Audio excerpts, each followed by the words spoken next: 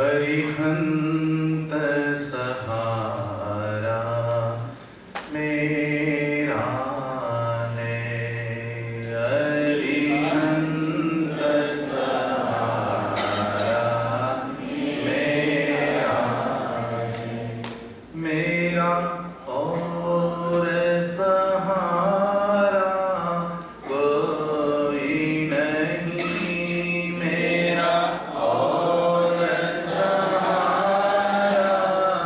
कोई नहीं, श्री सिद्ध सहारा मेरा है, श्री सिद्ध सहारा मेरा है, मेरा और सहारा कोई नहीं, मेरा और सहारा कोई नहीं, आचार्य सहारा मेरा है, आचार्य सहारा मेरा है, मेरा और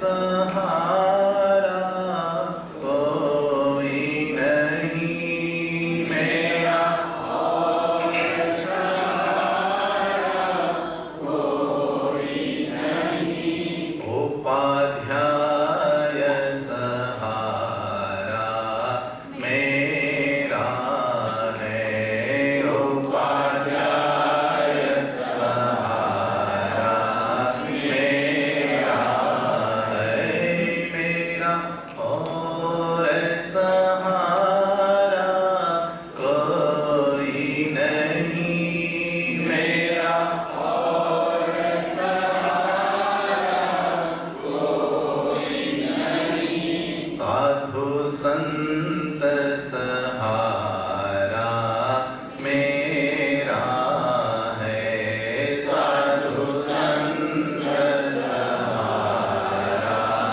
मेरा है, मेरा और सहारा कोई नहीं, मेरा और सहारा कोई नहीं, धर्म ध्यान सहारा मेरा है, धर्म ध्यान सहारा मेरा है, मेरा और सहारा कोई नहीं, मेरा और सहारा कोई नहीं, सद्गुरु सहारा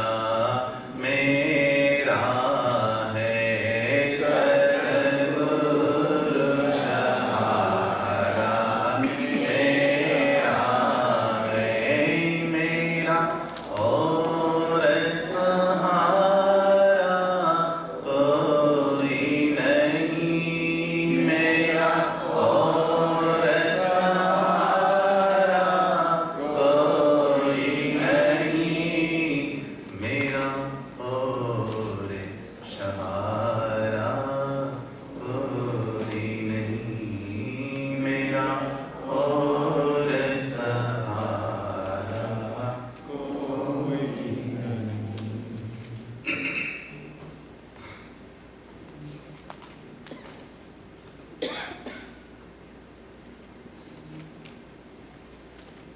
अंगूठे अमृत वशे लब्धि तना भंडार, गुरु गौतम ने समरिए, मन वांछित फले दाता,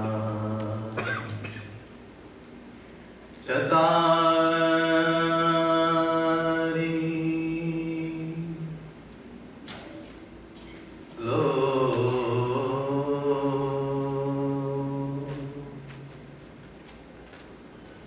चतारि परमंगाणी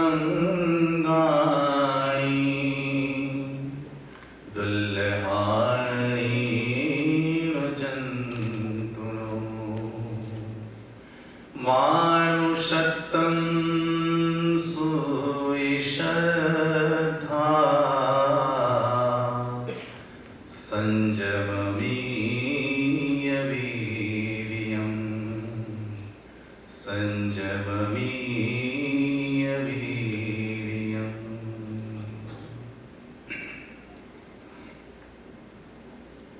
બોલીએ જઈને શાસન પાછળ કોઈને મૌન નથી ને, બોલજો મારી સાથે, બોલીએ જઈને શાસન। પર્યુષણ પર્વનો આજે પ્રથમ દિવસ છે, મંગલકારી આ દિવસ છે। દિવસો બધા જ મંગલકારી હોય છે, પણ આજના દિવસનો મહિમા કંઈક અલગ છે આપણા બધા માટે।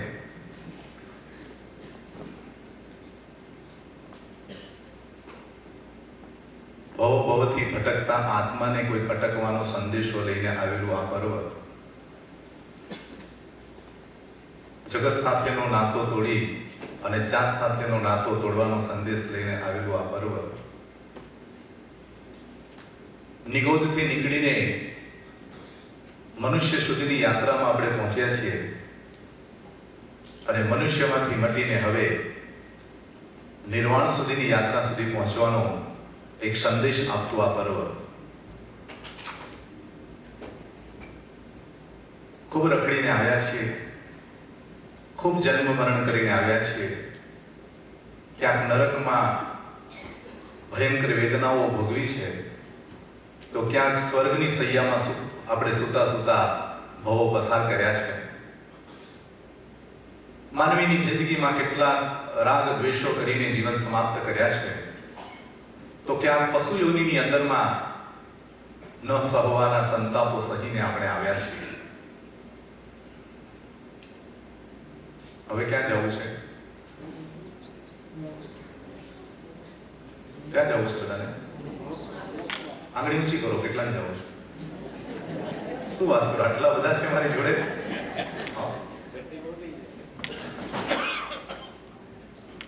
નાના નાના બાળકોને હું જ્યારે મળ્યો હતો, લગભગ 200-300 જેટલા બાળકો હતા, અને એ બાળકોને મળ્યો ત્યારે મેં એક સરસ મજાની વાત કરેલી એમની સામે। એમાં પહેલી વાત કરી કે તમે જો ખોટું બોલશો ને, તમે ચોરી કરશો ને, તમે આવું કરશો ને, તો તમે નરકમાં જાશો। તો કે એક જણા કીધું, અંકલ સર નરકમાં શું છે? મેં કીધું તારી આંગળી કાપી નાખે, તારી આંખ ફોડી નાખે, તારા કાન કાપી નાખે, તને તરી નાખે, તને કાપી નાખે, છેદી નાખે, ભેદી નાખે, ઘણું બધું કીધા। ઓ આવું હોય? છોકરાઓ ડરી ગયા। એટલે મેં બધા લોકોને ક્યાં ડરાવ્યા? કેટલાક લોકો ધર્મ ન કરતા હોય તેને ડરાવવા પડે, ડરીને જો આવું ખાઈશ તો આમ થશે, તો આવું કરીશ તો આવું થશે, એમ કરીને ડરાવીને ધર્મ કરવામાં આવે। તરત મેં બાજી બદલી નાખી કે બાળકો બહુ ડરી ગયા છે, લાવ હવે કઈ બીજી વાત કરું। એટલે મેં તરત સ્વર્ગની વાત ચાલુ કરી કે સ્વર્ગમાં બહુ સરસ મજાનું સુખ હોય, જન્મે ત્યાંથી યુવાન, નખમાં પણ રોગ નહીં, ટ્યુશનની મગજમારી નહીં, મમ્મી ખીજાય નહીં, જમવા માટે વાટકી લઈને પાછળ ફરે નહીં, કોઈ કાર્ટૂન જુએ પછી જ જમવા મળે એવું કાંઈ નહીં, બહુ જ સરસ। અને જેટલી ઈચ્છા કરી ત્યાં બધું આપણે જઈ શકીએ એટલે બધા બચ્ચાઓ બહુ ખુશ થઈ ગયા કે બહુ સરસ વાત છે।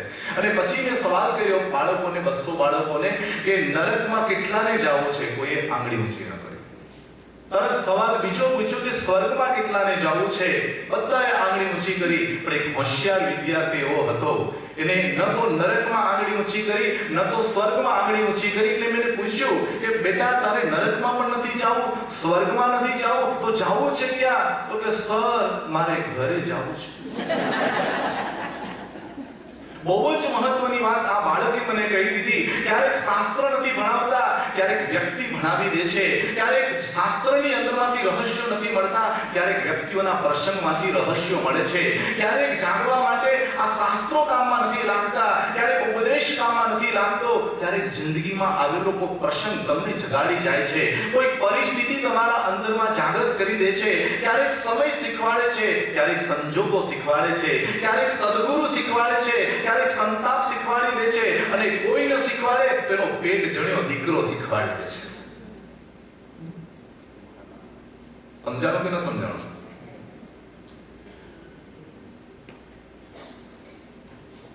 મહાવીર કહે છે કે જેને જાગવું છે એના માટે આખું જગત નિમિત્ત છે, અને જેને જાગવું નથી અને તીર્થંકર પણ સામે આવે તો પણ એ જાગવા તૈયાર નથી.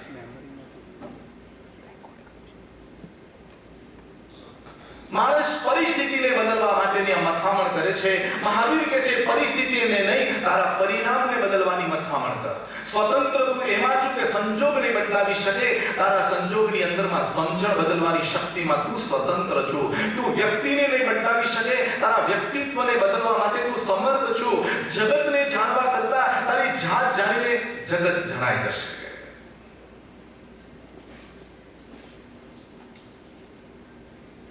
બાળકે કહ્યું કે મારે ઘરે જવું છે. બહુ સરસ મજાનો સંદેશ બાળકે મને આપ્યો.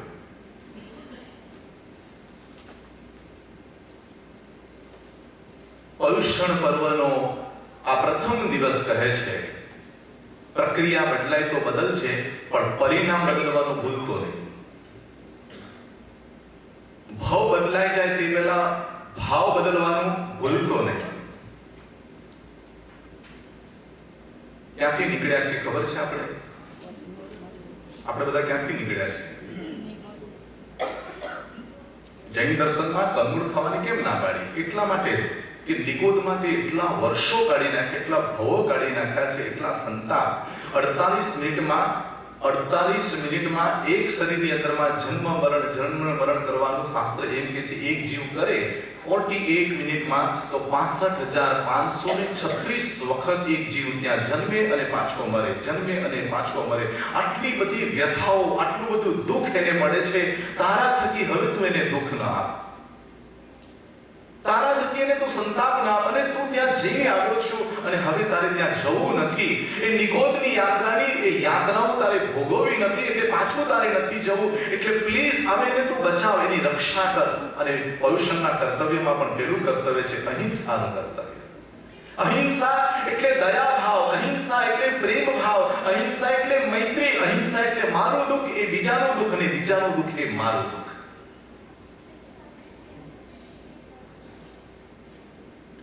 મોક્ષ તો મને ખબર નથી ક્યારે જવાશે, અને મોક્ષમાં શું છે એ પણ મને કઈ ખબર નથી. મારા મિત્રો મને ઘણી વખત મસ્કરીમાં કે પૌરવભાઈ મસ્તી કરે કે તમે જ્યારે મોક્ષમાં જાવ ને તમારું આસન લેતા જજો. મેં કેમ સમજાણો? મારો મિત્ર મને કે તમે જ્યારે મોક્ષમાં જાવ ને તો એક આસન લઈને જજો, અને તમે જ્યાં જાવ તો બાજુમાં જગ્યા રાખજો. પાછી ત્યાં પણ કેટલા બધા લોકો જવાના છે, ત્યાં પણ કદાચ જગ્યા મળે કે. એટલે મેં એને કીધું કે ભાઈ તું એક કામ કર, હું ત્યાં જઈશ ને તો તને SMS કરીશ, તારો પરમેનન્ટ નંબર આપીને જજે. મોક્ષ કોઈ જગ્યા નથી. એટલે મગજમાં જે રાખ્યું ને તમને આજે કઢાવવા માંગુ છું. અને હંમેશા પહેલા ડિલીટ કરવું પડે, પછી સેવ કરીએ. પહેલા કચરો સાફ કરીએ, પછી વ્યવસ્થા ગોઠવી દઈએ. પહેલા સ્નાન કરીએ, પછી નવા કપડાં પહેરીએ. આ વાત સાચી છે કે ખોટી?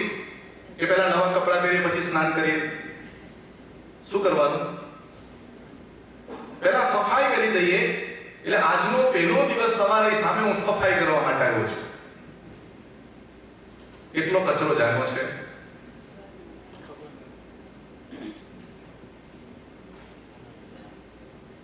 આ પર્યુષણનો પ્રથમ દિવસ તમારી સમક્ષ આવ્યો છે કે તારી ભીતરની યાત્રા ચાલુ કરવા માટેનો સંદેશ લઈને આવ્યો છું. અંતર્મુખી થવા માટે, સ્વભાવમાં ડૂબકી લગાવવા માટે, ભીતરની ચેતનાની અનુભૂતિ કરવા માટે ઇન્દ્રિયોના વિષયોને વમન કરી અને કસાયોનું સમન કરી અને આત્માની અંદરમાં દમન કરી અને મોક્ષના ગમનના રસ્તા ઉપર જવા માટે તું અહીંયા આજે પહેલા દિવસે પ્રસ્થાન કર્યું છે.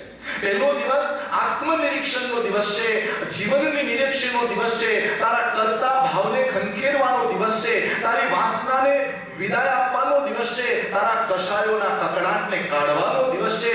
વેર વિશ્વમી અને પ્રેમનો અમૃત સ્વાદ લેવાનો દિવસ છે.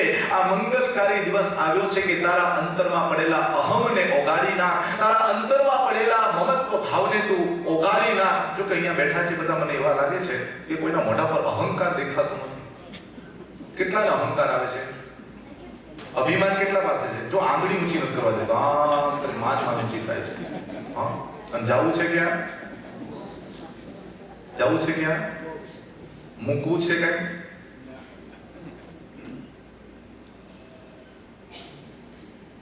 15,000 ની સાડી પહેરીને 15 દિવસ પછી પ્રસંગમાં જવાનું હોય એટલે 15 દિવસની મગજ ઉપર ચાલે એવી મસ્ત સાડી લીધી છે, 15,000 ખર્ચ્યા છે. જોનારો અને મગજમાં એટલું ચાલતું હોય કે કોક આપણને એમ કહી દે કે શું કુસુમ સાડી પહેરી છે. સવારે તો મને પ્રવચનમાં એક કુસુમ બેન મળ્યા હતા, એક જ. અને ઘણી વખત કુસુમ નામ હોય પણ કરમાયેલા હોય.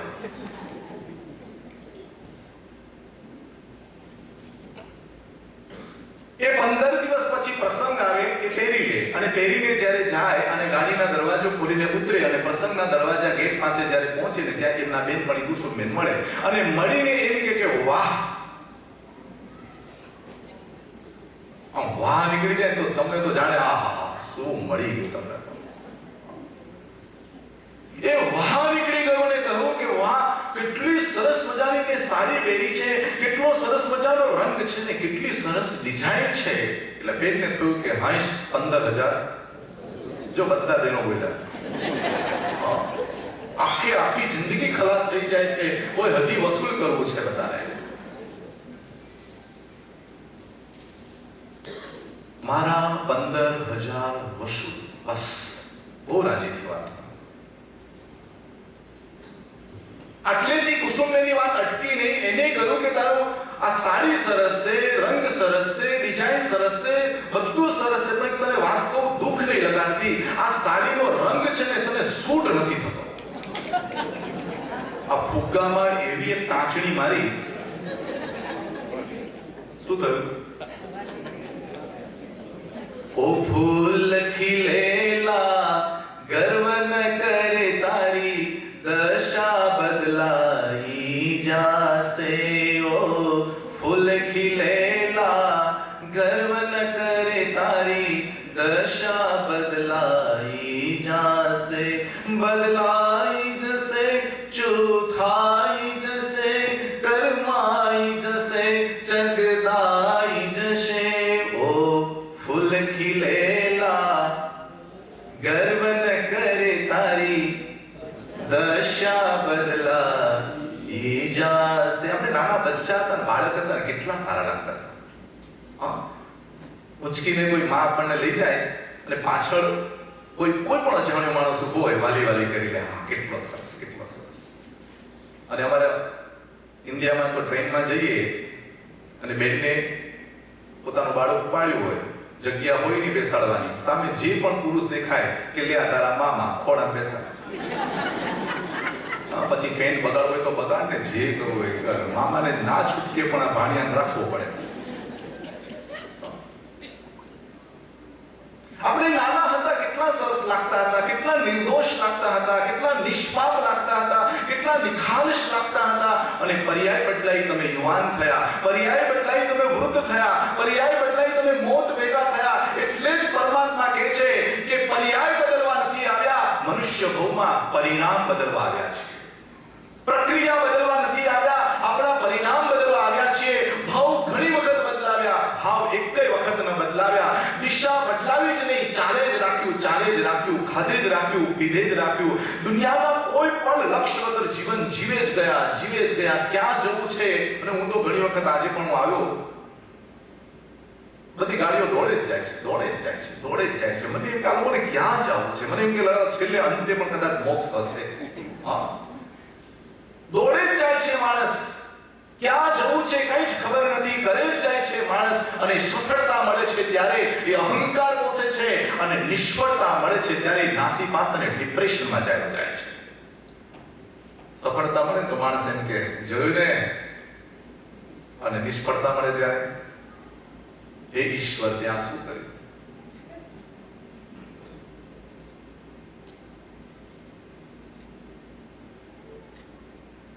સફળતામાં બધાને જસ લેવો છે, પણ નિષ્ફળતામાં કોઈને સહન નથી કરવું. પર્યુષણ પર્વમાં એટલું તમે આજે નક્કી કરી લેજો કે હું કાંઈ કરવા વાળો નથી, બધું થાય છે, હું માત્ર જોવા વાળો છું, પ્રેક્ષક, ઓનલી ફોર પ્રેક્ષક. તમે જો કરવા વાળા હો તો કેટલું બધું કરી નાખો, તમે કાંઈ જ કરવા વાળા નથી, માત્ર તમે પ્રેક્ષક છો, જોવા વાળા છો. જે પણ કર્મના ઉદયો તમારી સામે આવે છે એ ઉદયોને પ્રેમ ભાવથી તમારે નિહાળી લેવાના, પ્રેમ ભાવથી જોઈ લેવાના. ન તો રાગની દુનિયામાં જવાનું, ન તો દ્વેષની દુનિયામાં જવાનું. તટસ્થ થઈને, માધ્યસ્થ થઈને, પરિણામની ધારામાં સ્થિર થઈને એને એ દ્રશ્યને જોયા કરવાના.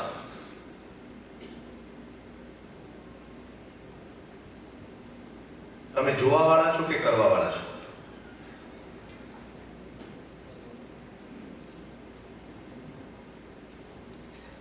માત્ર પ્રેક્ષક છો. ભગવાન મહાવીરે 12.5 વર્ષને એક અઠવાડિયાની સાધનામાં આ જ કામ કર્યું છે.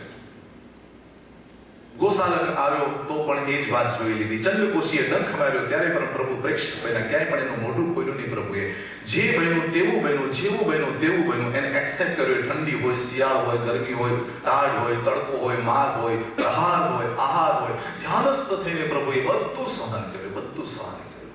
કોઈનો જ વાંક નહીં, કોઈનો દોષ નહીં, બધું જ મારા કર્મનો દોષ છે. આમાં મારું જ કરેલું મારી સામે આવ્યું છે, કોઈએ મને કાંઈ જ નથી કર્યું, બધા જ નિમિત્ત છે મને મોક્ષમાં લઈ જવા માટે. આ મહાવીરની વિચારધારા હતી.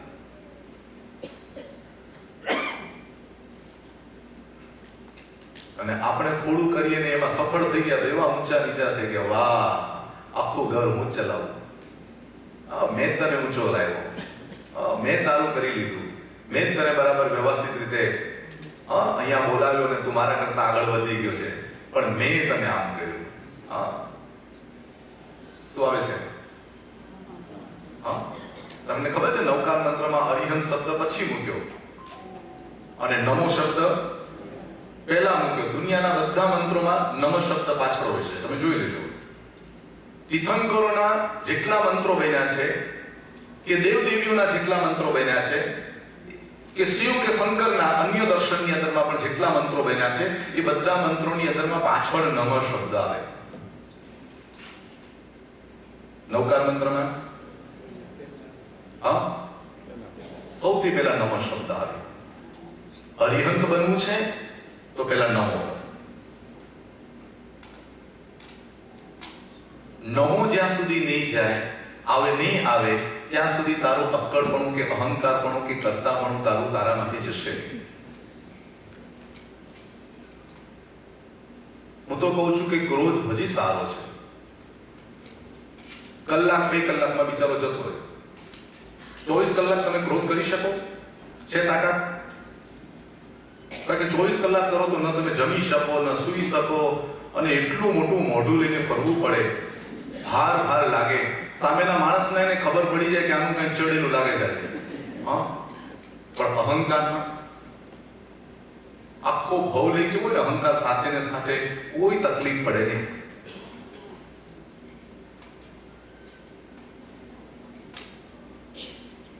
ઋષભનો પુત્ર બાહુબલી, અને બાહુબલીએ કરેલું ભરત ચક્રવર્તી સામે યુદ્ધ, અને યુદ્ધના કારણની અંદરમાં એક નાનકડું જ કારણ કે ઋષભદેવ ભગવાને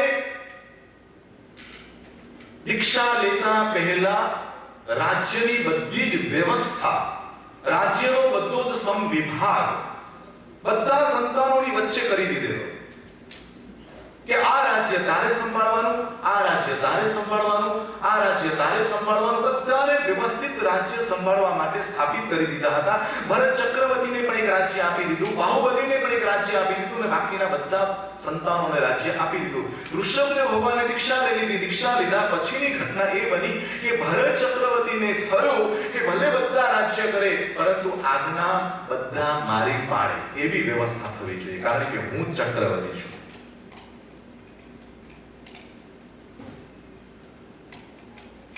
તમારું કોઈ કહ્યું ન માને શું થાય? જય જિનેન્દ્ર કહો, કયું ન માને જય જિનેન્દ્ર કહો તમે. હા,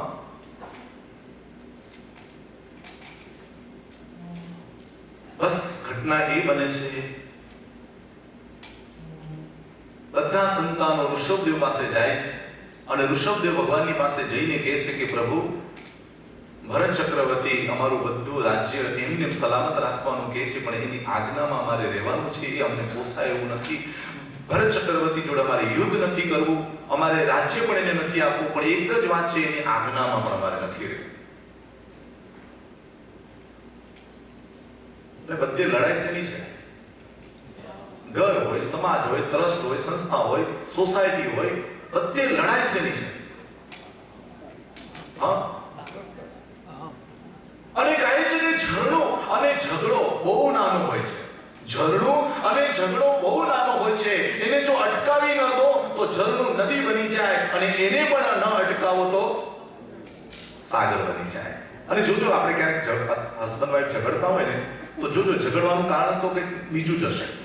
હા, અને ઝઘડતા 5 દિવસ, 10 દિવસ, 15 દિવસની કઈ ઘટના બની હશે, એની મમ્મીની ઘટના બની હશે, એના ભાઈની કઈ ઘટના બની હશે, ઇન્ડિયાની કોઈ ઘટના બની હશે, ઝઘડો અહીંયા રહી ગયો અને ક્યાંના ક્યાં પહોંચી જાય, ને પછી આ બંધ ખોલીને કે ઓહો, ઝઘડો તો ખાલી એટલો જ હતો કે ચામાં સાકર નાખી કેમ નહીં. હા, અહીંયાથી ક્યાં પહોંચી ગયા? અને પહેલાના જમાનામાં સંયુક્ત કુટુંબ સાથે રહેતા હતા.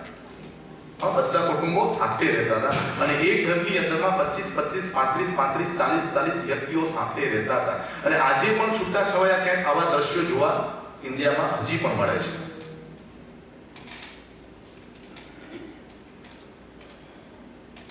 નડિયાના ઘર હતા, પણ અવાજ બાજુમાં નતા જતા. આજે 2 જ જણા રહે છે, ઘર પેટી પેક, એનો અવાજ છે ઇન્ડિયા સુધી જાય.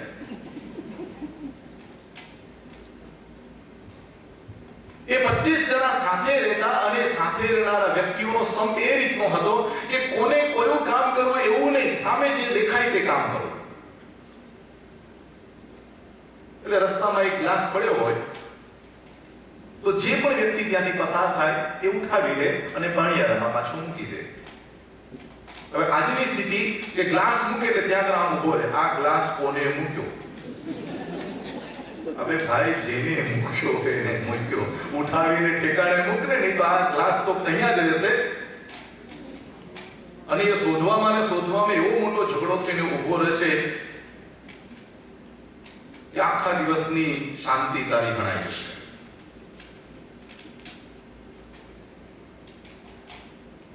બધા જ ભાઈઓએ ઋષભદેવ ભગવાનની વાત સાંભળી એમને કહ્યું કે તમને એવું રાજ્ય આપીશ કે ભરત ચક્રવર્તીની આજ્ઞા પણ તમારે પાડવી નહીં પડે, તમારું રાજ્ય પણ તમારું કોઈ નહીં લઈ જાય.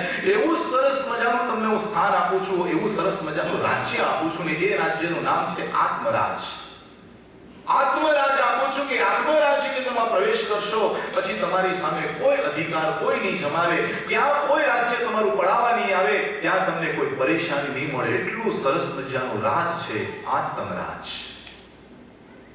અને બધા ભાઈઓએ આ વાત સ્વીકારી અને ઋષભદેવ પાસે શું કરી? દીક્ષા લઈ લીધી. રહ્યું કોણ? હર્ષદભાઈ 2 જ જણા રહ્યા, અને ઝઘડવા માટે 2 જણા જોઈએ. હું બહુ નાનો હતો ને તો મારા સરે મને કીધેલું, હું નાનો હતો ને ત્યારે મારા સરે મને કીધેલું કે 2 જણા ઝઘડ્યા.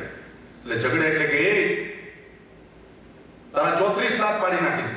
એટલે પેલો વચ્ચે એક બીજો માણસ કે છે ને, 2 જણા ઝઘડતા હતા, અને બીજો માણસ કે છે કે ભાઈ તું સમજીને તો બોલ, દાંત કેટલા હોય? કેટલા હોય? તો કે 32. તો કે મને ખબર હતી કે તું વચ્ચે 1.5 દાપણ કરવાનો છું, એટલે 2 તારાય ગણ્યા હતા. હા,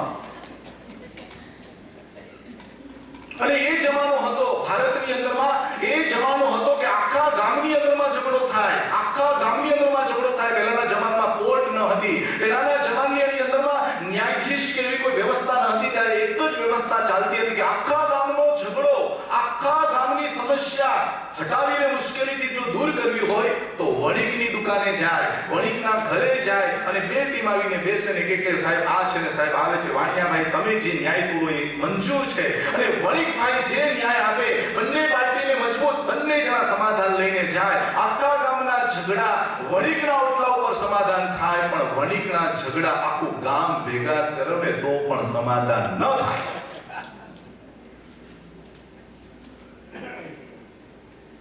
સમસ્યા નાની હોય છે, અજ્ઞાન મોટું હોય છે. સમસ્યા નાની હોય છે, અજ્ઞાન મોટું હોય છે. સમસ્યા મોટી હોય છે, જ્ઞાન નાનું હોય છે, તો પરિણામ સમાધાનનું હોય છે. પયુષણ પર્વ એટલે વેરની તિરાડને પૂરવું છે. આપણે સેતુ બનાવવો છે મૈત્રીનો.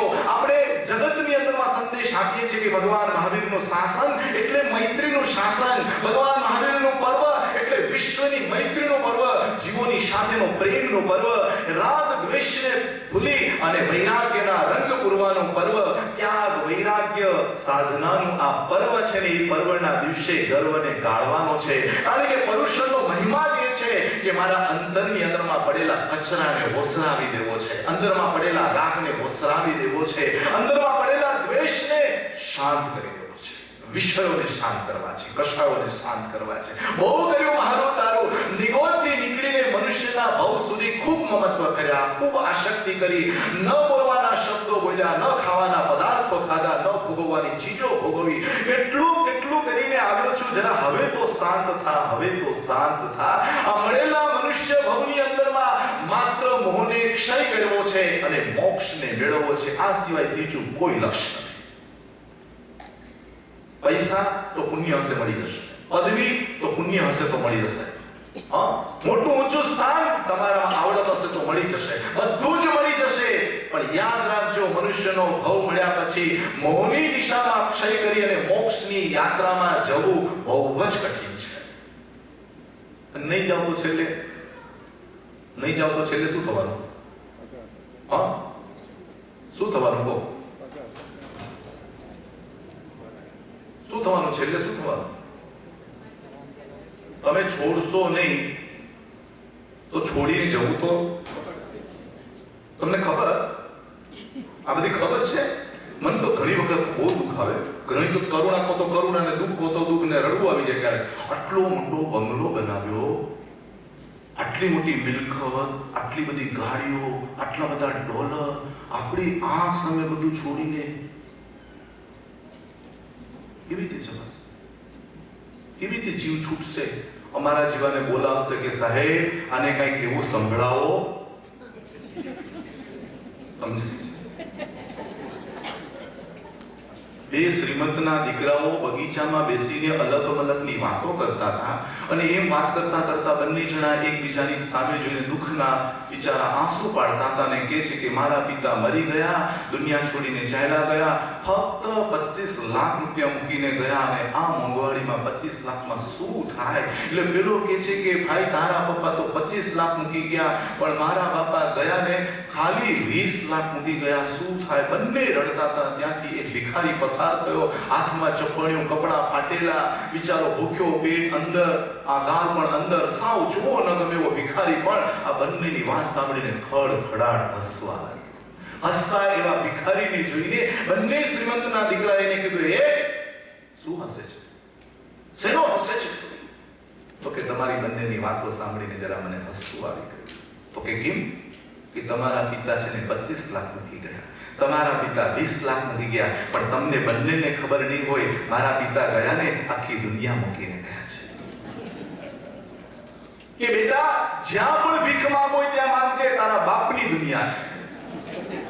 શિખરજી પણ તારું, પાલીતાણા પણ તારું, શંખેશ્વર પણ તારું, ને ગાંધીનગર એ તારું, ને દિલ્હી તારું. જે ઓટલા પર બેસીને ભીખ માંગો ત્યાં માંગજે, તારો બાપ આખી દુનિયા છોડીને જાય છે. જગતને છોડતા પહેલા જો અહમ છોડીને ન